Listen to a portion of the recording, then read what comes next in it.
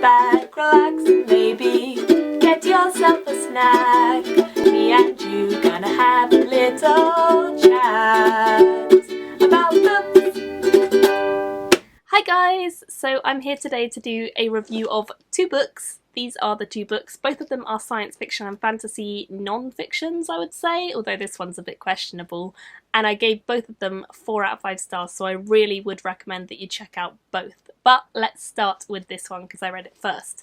So this one is called The Tough Guide to Fantasyland and it's by Diana Wynne Jones. It was my first Diana Wynne Jones. I'd never read any of her other books and I was so excited to give this a try because I heard about this at Galance Fest. I heard some authors talking about it and saying it was well worth reading, so of course I picked it up. Basically they pitched it as a book that sees all of the flaws in fantasy and talks about them in detail. So I really liked the idea of that and I thought that it sounded like my sort of thing. As you guys know, I read a ton of epic fantasy and this book kind of mocks epic fantasy. It's definitely satirical, it's definitely funny. The author herself is an epic fantasy writer at times, so she knows she's poking fun at her own genre. And because of that, I think it works really, really well. It's kind of formatted in a style where it has an introduction and it's got a map at the start, like every good fantasy book, and then it goes into kind of dictionary definitions, so there'll be lots of words throughout that will come up a lot in fantasy, things like broth and stew, things like evil strangers, mysterious figures, things like that. And she gives you a definition of when you might encounter this if you were to go to Fantasyland. If you go to a fantasy world and you encounter a mysterious figure, more than likely they're evil. And she kind of talks a lot about some of the things you might encounter. So I've tabbed this a lot. As you can see, there's a lot of little faces sticking out because I tabbed this to pieces. I'm gonna just read you some of the examples so that you kind of get a feel for it. First word is iron. Iron is around in great quantities. This often causes distress to various magical beings, but it is impossible to get to see iron being mined or smelted. The management doubtless knows why this should be, but tourists and average folk are left to conclude that it is all very magical. What I like about the book is she talks about management as though there's someone, basically the author, who is just not explaining things. You're going on this tour around Fantasyland and the management are not telling you about things. So there are certain areas where they know why things happen, but we as the reader don't, and there's no explanation, which is true for some fantasy books. There's definitely moments where it's very lucky that things happen or there's no real reason given, so I like that a lot. The next one is ecology. The ecology of Fantasyland is in a bad way. It is full of empty niches. To start with, there are few or no bacteria. We can see this by the way refuse and other pieces of squalor lie about in heaps which fail to rot down. To add to this, there are little or few insects, except for fleas, localized bees, numerous silkworms somewhere in the fantastic caliphates, and clouds of mosquitoes in the marshes. Both these empty niches mean that all crops will be poor. Perhaps this explains the crop failures more usually blamed on magic or the personality defects of kings. There are also very few birds. In the absence of bacteria and insects, one might expect plants and birds to adapt so that birds do the pollinating as well as their normal task of spreading the seeds, but this is not the case. The one species that seems to be moving into the niche normally occupied by birds is the leathery-winged avians. These are predators, not seed feeders or pollinators, and in the absence of animals, we have to ask what exactly the leathery-winged avian feeds on. Perhaps we should conjecture the existence of lots of juicy bats. These would come forth silently at night and therefore remain largely unobserved. So there is no means of improvising the soil or of pollination, or of seed spreading. Constant magical irradiation seems to have destroyed it all. It seems to have destroyed also any large wild predator mammals and most ruminants. This is a pity. These larger animals would ordinarily do their part by spreading dung and carrying seeds in their coats. In their absence, we should not be surprised that so many trees have become mobile. They have to move about in order to find more fertile ground and shed their seeds in it. Plants might be expected to adapt to these conditions by evolving to become wind-pollinated, but few of them have. In the empty heathlands left by the shrinking of the vestigial empire, just where we might expect wind pollination to happen, tour after tour reports sparse vegetation and no food, animals or birds. Clearly not enough plants are getting pollinated to support small creatures here, which in turn would support larger ones. The food chains are in a bad way. We come to the reason for all of this in the waste areas left desolate by the Wizards' War. There was fierce magical pollution here, and its effects are still seeping out into the rest of the continent.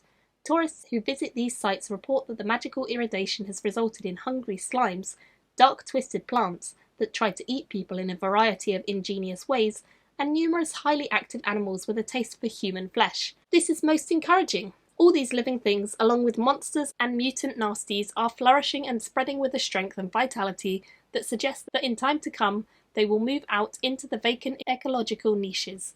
Fantasyland will become filled with aggressive plants and vicious animals. Humans will find themselves near the bottom of every food chain. All will be well. Unfortunately, it will be several hundred years before this happens. I just love the way that she picks holes in like so many things that are so true with a lot of fantasy books. You don't really get explanation because there's no way you could, of course, sit down and describe a world in so much detail that you go into everything. But she's very, very right on how she describes things and how she picks things apart. But she's very sarcastic, she's very witty. I just love the way that she does things, and it just makes me smile to read the definitions. It's the sort of book you could definitely sort of dip in and out. You don't have to read it all in one go. I read it over a course of a couple of days and just was tabbing things as I go.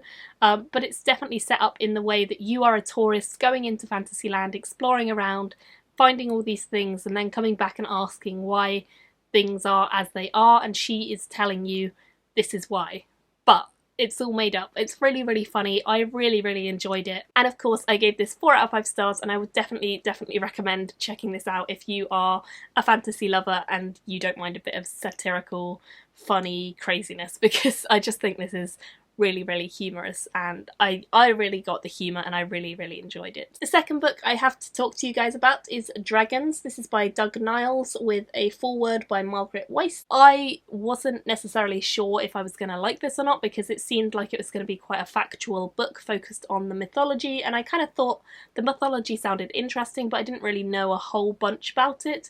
It's actually a really fantastic, very detailed but very easy to read collection of facts and collection of myths and collection of lore, and I really, really liked the way that it was laid out. We had images interspersed throughout with the text, and we also had lots of different sections that I found particularly interesting. Some of the stories and mythology that was cited in here was very ancient, some of it was a lot more modern, and it was really cool to see a blend of all of these things. And we kind of start quite far back in history and work our way back up to the modern day. We look at some of the artists and some of the people who are creating works now and some of their stories, which I found really interesting, and I definitely have a list from this book to go and pick up and read and try out.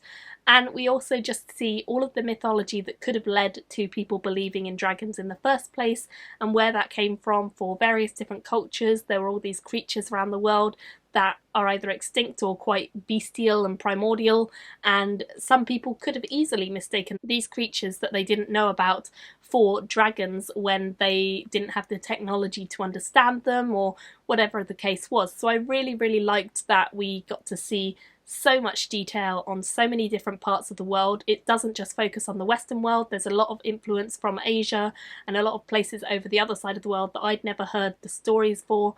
But it was really, really cool to kind of hear some of the mythology and some of the lore from that side of the world as well, and kind of compare it to the way that dragons are portrayed in the East and the West, because they are very different. In the East it seems like there are a lot more wise figures who are looked up to. In the West it's usually, run, there's a dragon, it's evil. So I really, really like the comparison between the two, and I think there were lots of different stories within this that were fascinating.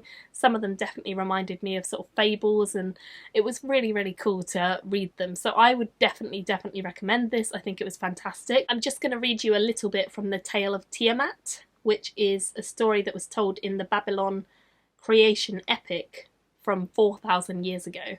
So this is part of the story.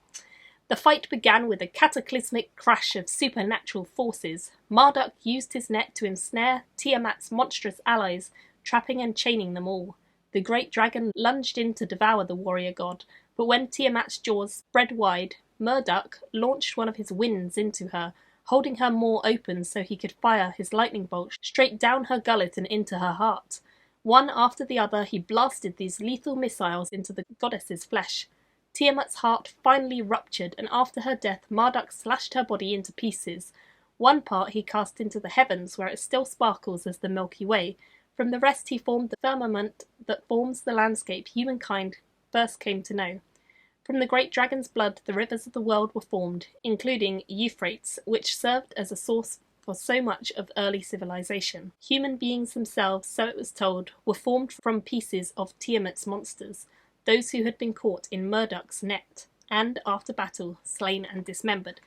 It definitely introduced me to so many ideas that I hadn't thought of, and I love the way that these old stories kind of link the creation of the world in various different ways. Like, obviously a lot of us know about the Bible and the creation stories from that, but it's really interesting to hear some of the stories of creation from mythical beasts and from places that are not Christianity and not part of the Western world as much. And I really enjoyed reading some of the stories, and they are quite brutal, as you probably gathered from that. Some of them are quite brutal, but I think that's just the way of like mythology generally. So I really loved this book as well, and I would again really recommend it. I gave it 4 stars too, and I'd love to hear if you guys have read either this one or this one, and if you have, what did you think? If you haven't, will you be picking either of them up? Because I would recommend both, and I think they are a little bit different from your normal SFF reads, but really interesting. Thank you so much for watching, and I will see you in my next video very soon. Bye!